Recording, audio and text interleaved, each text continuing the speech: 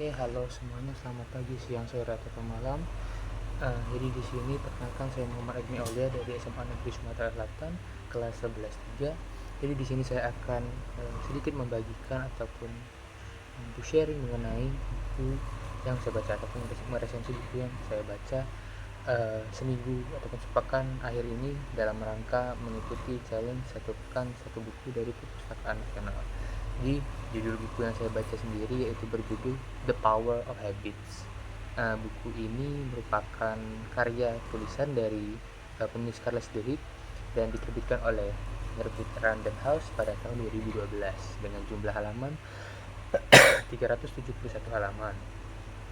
Sebagaimana dengan judul bukunya tadi, The Power of Habit ini menceritakan mengenai the power dari habit itu sendiri. Jadi kekuatan dari habit ataupun kebiasaan. Gimana kebiasaan dari kehidupan kita sehari-hari itu bisa dimulai dari hal kecil hingga berdampak kepada hal yang besar. Jadi kebiasaan itu adalah sesuatu yang sering kita lakukan ataupun rutin kita lakukan tanpa kesadaran, tanpa sadar kita melakukan hal tersebut gitu. Seperti misalnya jika kita terbiasa bangun pagi kemudian beribadah, atau ketika bangun pagi kita justru langsung memeriksa HP dan bermain game. Nah, itu merupakan contoh dari kebiasaan.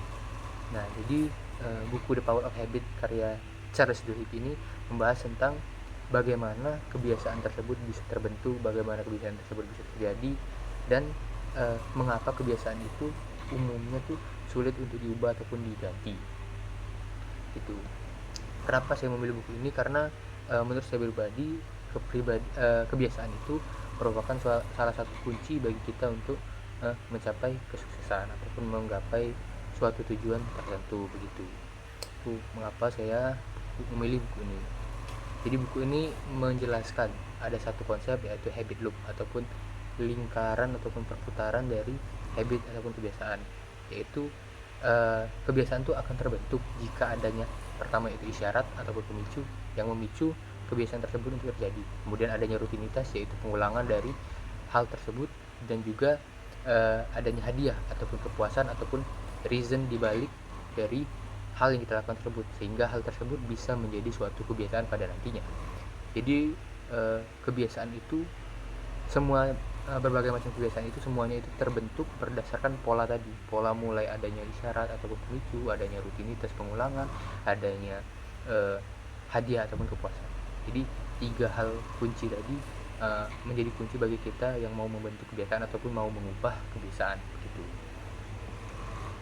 Nah, jadi dari buku ini menceritakan banyak-banyak contoh kasus, entah itu dari pribadi ataupun dari perusahaan. Contohnya ada perusahaan Starbucks, ada perusahaan Campbell, dan contoh-contoh lainnya.